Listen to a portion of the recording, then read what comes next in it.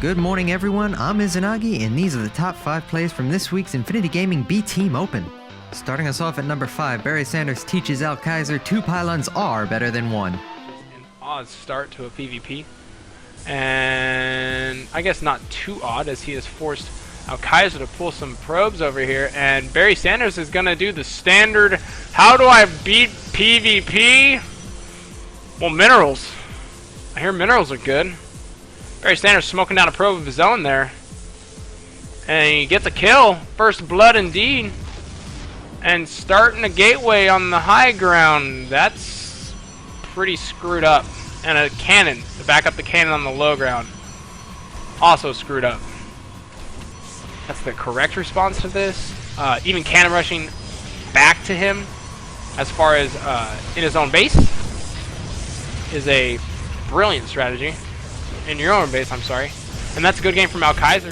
Dropping in at number 4, Al Kaiser learns that force fields are OP. The main base, 95 supply to 57, and Al Kaiser is having problems mining on 2 bases as he has lost quite a few things. And another warp into the main base, and this is how you pull him away. Look, sends everything back. We should see a force field at this lower end of the ramp. And there it is indeed. Trapping a decent amount of units from the high ground. Nice force field from Al Kaiser, but it's not going to matter, as he's going to lose a lot of probes and a lot of minerals down here as far as the Nexus and the pylons, and that's a GG.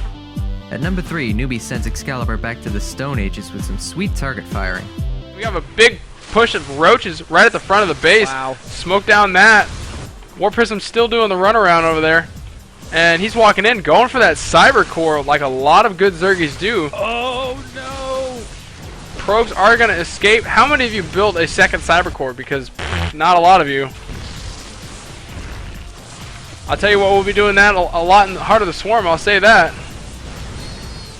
Cyber Core is good. Air upgrade's good. Going sniping all the tech.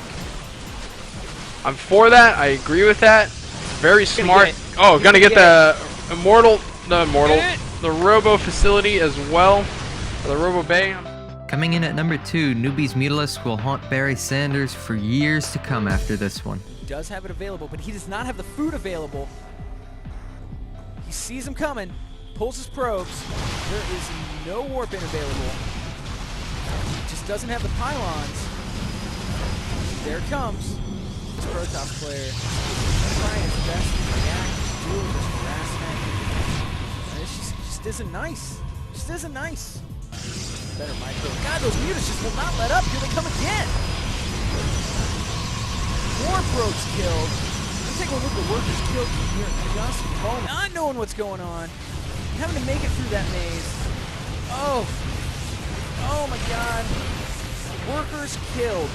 42 workers. I mean, that pretty much says it all right there. And here they come again. Here they come again. Blink is done.